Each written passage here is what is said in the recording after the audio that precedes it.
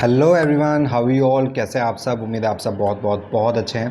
तो चलिए आज का लेक्चर शुरू करते हैं। सर आज का लेक्चर जो है वो है अकाउंटिंग इक्वेशन के बारे में।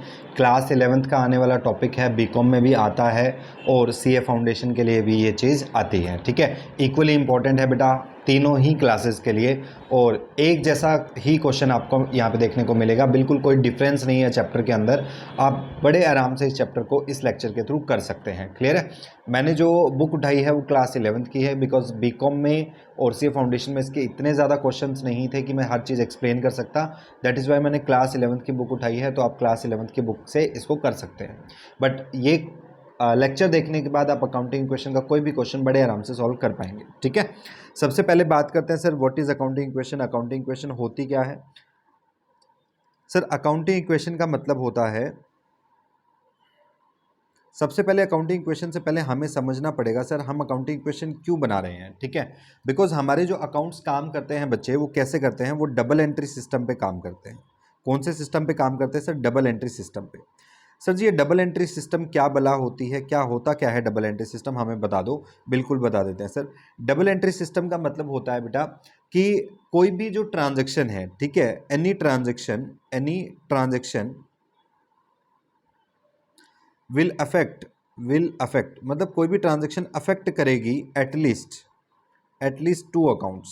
ठीक है, कम से कम दो खातों के ऊपर वो इफेक्ट डालेगी। एग्जाम्पल देता हूँ सर मैं आपको। एग्जाम्पल के तौर पे पुराने ज़माने में जब पापा जो है वो बच्चों को साइकिल दिलाते थे, तो पापा है ना पूरे मोहल्ले में जो है वो एक बात कहते हुए फिरते थे कि मेरे बेटे ने जो है मान लीजिए 5,000 रुपये की साइकिल आई है, तो पापा जी कह रहे हैं जी 5,000 रुपये का मेरा खर्चा करवा दिया बेटे ने, 5,000 का खर्चा करवा दिया, 5,000 का खर्चा हो गया जी मेरा, शर्मा जी देख लो। ठीक है, तो बेटे ने पापा को समझाया कि पापा जी ये तो हुआ सिंगल एंट्री मतलब जहाँ पे आप सिर्फ एक ही चीज़ को, एक ही पहलू को जहाँ पे देख रहे हैं।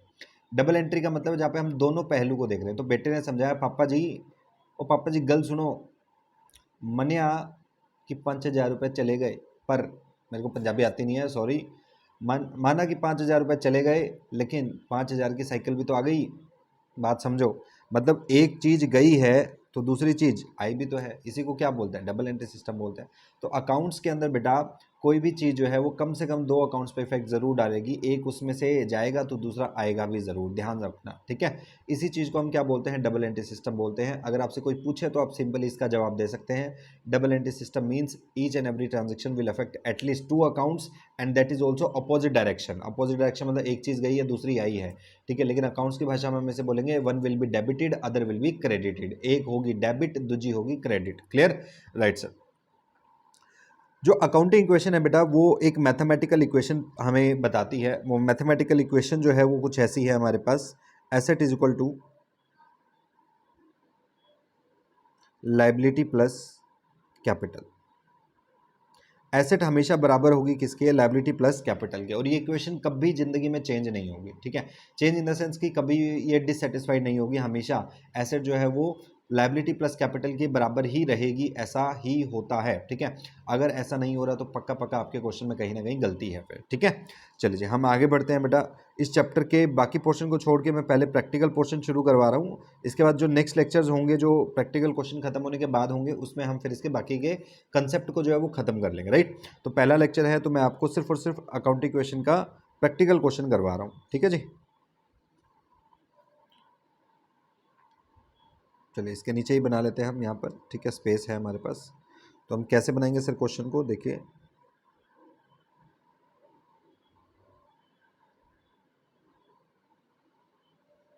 बेटा, एक साइड मैंने यहाँ पे ट्रांजैक्शन नंबर हम लिख लेंगे, कौन सी ट्रांजैक्शन नंबर हम परफॉर्म कर रहे हैं।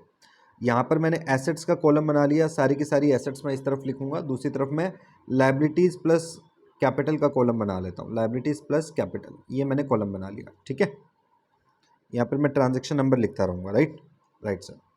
अब देखिए पहली ट्रांजैक्शन क्या है? Mukesh started business with cash ₹80,000। जैसा कि हमने पढ़ा था सर कि कोई भी अगर बंदा बिजनेस स्टार्ट करेगा और बिजनेस स्टार्ट करते हुए जो पैसा बिजनेस में लगाएगा, that amount is known as capital. उसी को क्या बोलते हैं? कैपिटल।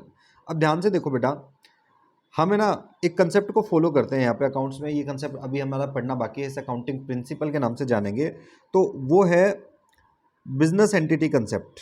बिजनेस एंटिटी कंसेप्ट, ये बिजनेस एंटिटी कंसेप्ट क्या होता है सर? ये कहता है जब भी आप अकाउंट्स बनाएंगे, सिर्फ अकाउंट्स बनाने के उद्देश्य से, आप ये मान लीजिए, अकाउंट्स बनाने के उद्देश्य से मान लीजिए बेटा, ठीक है, ऐसा हो ना हो कोई फर्क नहीं पड़ता, मान लेना है, ये तो मानना ही पड़ेगा, इसके बिना अकाउंट्स बन ही नहीं सकते, ठीक है।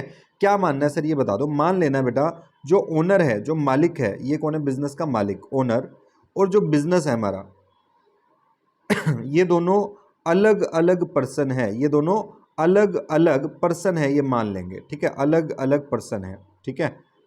और हम जो अकाउंट्स बनाते हैं वो बिजनेस के लिए बनाते हैं, ध्यान रखना, इस बिजनेस के लिए मैं अकाउंट्स बना रहा हूं बेटा, मैं कभी भी मालिक के लिए अकाउंट्स नहीं बनाता, मैं हमेशा अकाउंट्स किसके लिए बनाऊंगा बताओ? इस बिजनेस के लिए अकाउंट्स बनाऊंगा। बात समझ आ गई? यानी कि मेरे को अकाउंटिंग का काम करना है, अकाउंटेंट बनना है मुझे बिजनेस के हिसाब से, मुझे सोचना किसके हिसाब से? बिजनेस के हिसाब से। मालिक मेरा कुछ नहीं लगता, मुझे बिजनेस के हिसाब से सोचना। अब बिजनेस के हिसाब से सोचो, ये मालिक ने पैसा दिया बिजनेस को, तो बिजनेस के पास अभी से पहले कैश बताओ कितना था? 0 था। लेकिन अब देखो कितना रुपया दिया? 80,000। तो अब बिजनेस के पास कितने रुपए आ जाएंगे? इसके पास 80,000 रुपीज आ जाएंगे कि नहीं? बिल्कुल सर आ जाएंगे। क्लियर है? तो हमें इसके बारे में नहीं सोचना है, मालिक के बारे में नहीं सोचना, हमें किसके बारे में सोचना है? बिजनेस के बारे में सोचना है, ठीक है। चलिए, हर एक ट्रांजेक्शन 2 खातों पर इफेक्ट डालेगी कम से कम, तो मैं 2 खातों पर इफेक्ट डालता हुआ चलूंगा। ट्रांजेक्शन नंबर 1 मैं परफॉर्म कर रहा हूँ। अच्छा, कलर दूसरा ले लेता हूँ अगर देखने में दिक्कत आ रही है, ठीक है। ये वाला कलर देखते हैं हम, चल जाएगा। ट्रांजैक्शन नंबर 1 हम ले रहे हैं बेटा, एसेट में मैं लिख रहा हूँ बेटा, एसेट का नाम लिख देता हूँ मैं, ठीक है।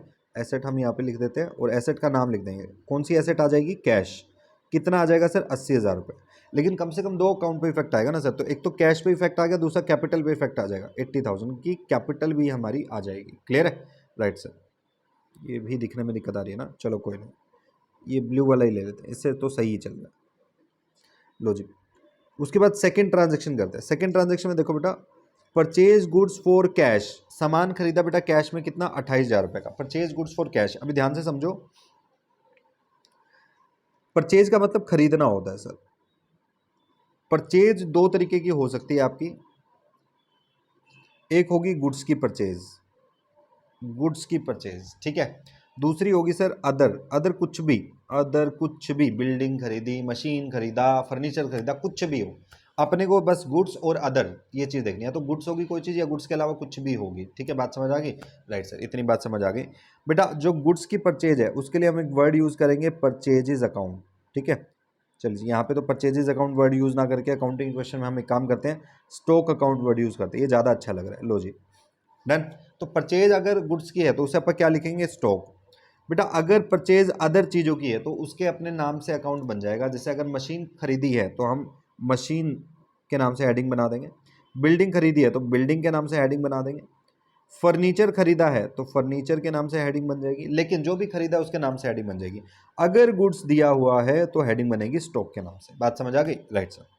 उसके बाद बेटा परचेज जो है देखनी पड़ेगी हमें, क्या ये जो परचेज है हमारी, जो हमने सामान जो खरीदा जो है भैया, ये हमारा उधार में है, उधार को अपन क्रेडिट बोलेंगे बेटा, उधार में है या फिर कैश में है। देखना पड़ेगा ना कि कोई चीज़ मेरी उधार में है या कैश में। कैश मतलब नगद, जहाँ पे आप पैसा देते हो सामान खरीदते हो। उधार मतलब पैसा अभी दिया नहीं है, पैसा हम बाद में देंगे जी। बात क्लियर? Right sir. अब किस तरह की परचेज है ये चीज़ तो देखनी पड़ेगी सर। अब कैसे देखेंगे सर हम? देखो जी, मैं आपको 5 स्टेप बता रहा हूँ, 5 स्टेप में आप चेक कर सकते हैं, नोटबुक में लिख लेना साथ साथ, ठीक है। पहली चीज़, अगर हमें दिया हुआ है सिर्फ परचेज्ड गुड्स, ये बात लिखी हुई है, तो सर जी ये कैश परचेज की निशानी होती है, सिर्फ और कुछ लिखा ही नहीं हुआ, सिर्फ लिखा हुआ परचेज गुड्स, तो ये कैश परचेज की आपकी निशानी है, ठीक है जी। और बताओ second, purchased goods in cash. Low sir, purchase goods in cash, अगर इसका बता दो तो मैं मान जाऊं तुम 10वीं पास कर गए हो। लो सर, कैश लिखा है तो कैश में ही होगा ना सर, मानने वाली बात ही क्या है इसमें, बताओ, ठीक है। Third case, purchase goods on credit. लो जी, इस बार भी मैं मान जाऊंगा अगर तुम बता दो। सर लिखा हुआ है साफ साफ उधार है तो उधार पे ही होगी ना, क्रेडिट लिखा हुआ तो क्रेडिट पे ही होगी, ठीक है जी, बहुत बढ़िया। फोर्थ बेटा, अगर लिखा हो परचेज्ड गुड्स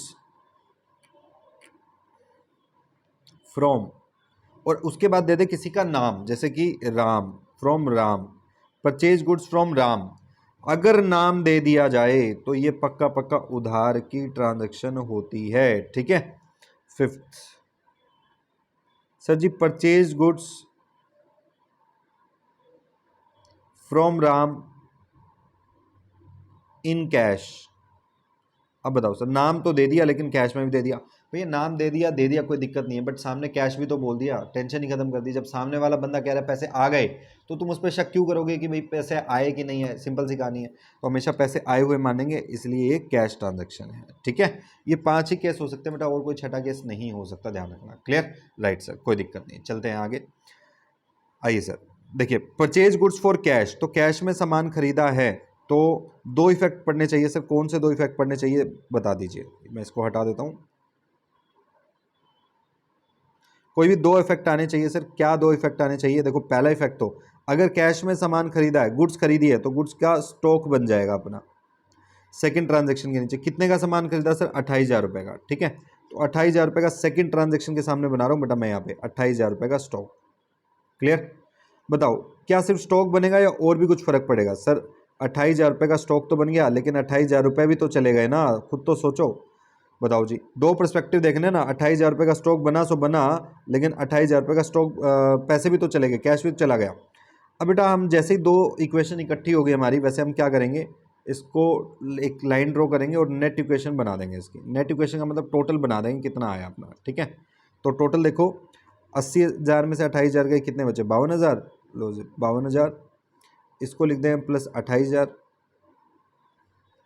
और ये इक्वल में चलता रहता है हमेशा, लायबिलिटी प्लस कैपिटल। तो इक्वल में कितना आ रहा है अपने पास? 80,000।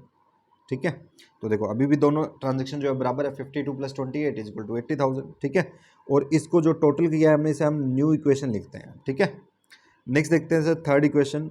परचेज गुड्स ऑन क्रेडिट, उधार में खरीदा बेटा सामान। कितने का सामान खरीदा? 20,000 रुपये का। 20,000 का सामान उधार में खरीद लिया। बताओ, तो बताओ 20,000 का सामान उधार में खरीदा तो पैसा तो नहीं गया होगा हमारे पास से, लेकिन सामान तो आया होगा ना। 20,000 रुपये का गुड्स तो आ गए सर, पैसा नहीं गया।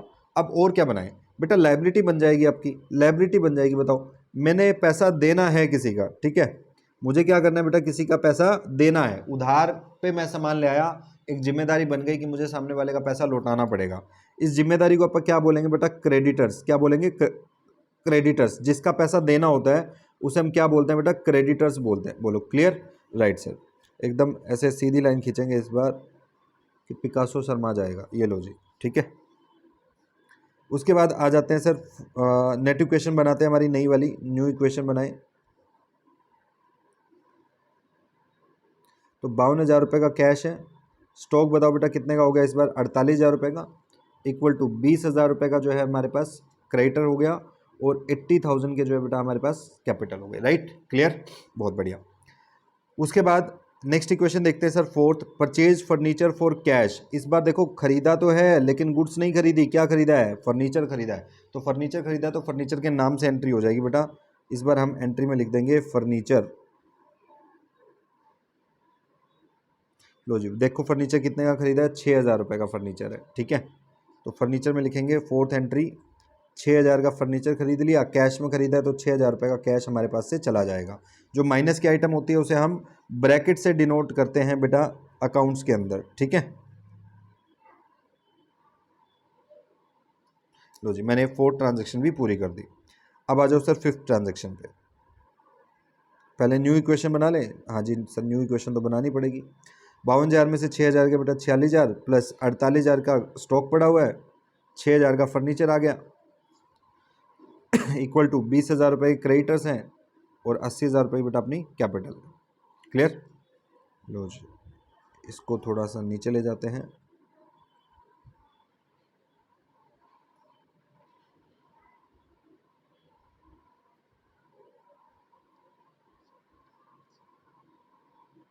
लो जी, फिफ्थ ट्रांजेक्शन देखते हैं। फिफ्थ ट्रांजेक्शन में हमें बोला गया है सर, पेड रेंट, रेंट पे किया बेटा 500 रुपये। ठीक है, कुछ और, पेड रेंट 2,000 रुपये, सॉरी पेड रेंट 2,000 रुपये है हमारा। ठीक है, 2,000 रुपये रेंट पे किया है सर। रेंट पे करेंगे तो कैश तो चला जाएगा 2,000। बताओ क्या स्टॉक जाएगा क्या? कैसी बात करो सर, दो रेंट पे करने स्टॉक कैसे जाएगा? अच्छा बताओ फर्नीचर जाएगा क्या? सर मजाक कर रहे हो क्या? 2,000 रुपये पे कर रहे हैं रेंट के, तो फर्नीचर कहाँ से चला गया? क्रेडिटर्स पे कोई फर्क पड़ेगा क्या जिनको पैसे देने? नहीं सर। कैपिटल चली जाएगी बेटा। जब जब खर्चा होता है, जब जब ऐसा एक्सपेंस होगा आपका जिसके बदले में कुछ आ नहीं रहा, तो उससे आपकी पूंजी जो है वो हमेशा कम हो जाएगी, उसकी कैपिटल हमेशा कम हो जाएगी। और अगर आप कोई चीज़ कमाई कर रहे हो, आप कुछ इनकम कमा रहे हो, तो हमेशा वो चीज़ क्या करेगी, कैपिटल को आपकी बढ़ा देगी। ठीक है, तो 2,000 रुपये का रेंट गया और 2,000 रुपये का बेटा अपना क्या गया, कैपिटल गया। ठीक है, कैश कम कर दिया और कैपिटल कम कर दिया। लो जी, न्यू इक्वेशन बना लेते हैं हम। न्यू इक्वेशन 44,000 आ गया प्लस 48,000 आ गया प्लस 6,000 आ गया इक्वल टू 20,000 आ गया एंड प्लस 78,000 आ गया सर। उसके बाद देखो sir, sixth question, received commission ₹500, 500 रुपये कमीशन मिला है सर। तो कमीशन मिला है तो 500 रुपये, एक तो अपना कैश बढ़ जाएगा सिक्स्थ में, और दूसरा बेटा अपनी कैपिटल बढ़ जाएगी 500 रुपये। ठीक है, ये हो गया बेटा 44,500 प्लस 48,000 का क्या हो गया बेटा अपने पास स्टॉक, 6,000 का बताओ बेटा अपने पास क्या हो गया फर्नीचर, 20,000 के अपने क्या है क्रेडिटर्स, और 78,500 रुपये की अपनी क्या है कैपिटल। सिंपल सी कहानी है। नेक्स्ट देखिए सर, कहता है withdrew cash for private use. बेटा प्राइवेट यूज़ के लिए कुछ भी निकाल लेते हैं तो क्या बोलते हैं उसे, ड्राइंग्स 3,000 रुपये की ड्राइंग्स हो गई, तो कैश चला गया बेटा अपने पास से। ये न्यू इक्वेशन थी अपनी, इक्वेशन नंबर एंट्री नंबर 7 कर रहे हैं। 3,000 रुपये का कैश चला गया, कोई पर्सनल यूज़ के लिए निकाल लिया, और 3,000 रुपये बेटा कैपिटल चली गई। जब पैसा निकाल लिया तो कैपिटल क्या हो गई, कम हो गई ना अपनी। लो जी, ये हो गया 41,500 प्लस 48,000 प्लस 6,000 इक्वल टू 20,000, और ये कितना बच गया बेटा अपना 75,500। क्लियर है, न्यू इक्वेशन में। एट्थ एंट्री करते हैं बेटा, sold goods on credit, cost price कितनी है 30,000, और सामान कितने बेचा 40,000। इंपॉर्टेंट एंट्री है, ध्यान से समझो इसको। 30,000 का सामान अपन ने 40 में बेच दिया, 30,000 का सामान कितने बेच दिया 40 में बेच दिया। तो इसका मतलब है सर मेरी कॉस्ट जो है वो कितनी थी 30,000, और मैंने सामने वाले को बेचा कितने में 40,000 में। इसमें मेरा प्रॉफिट बता सकते हो, कमाई बताओ कितनी है इसमें मेरी कमाई बताओ कितनी है 10,000 रुपये कमाई। तो 10,000 जब भी कमाई होती है तो ये तो कैपिटल में जाके ऐड हो जाएगा।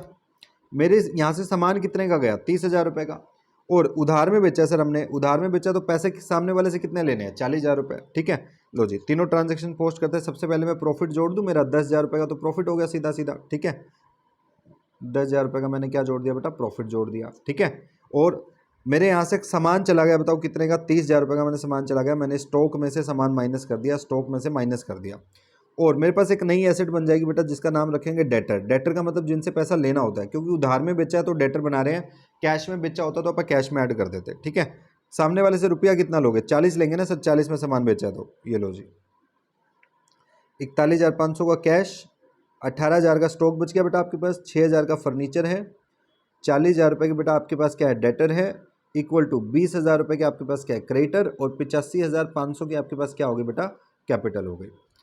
क्रेडिटर्स को पेमेंट कर दी बेटा 15,000 रुपये की। ठीक है, 15,000 रुपये क्रेडिटर्स को पेमेंट कर दी, ये न्यू इक्वेशन थी, लास्ट एंट्री है अपने पास 9वीं।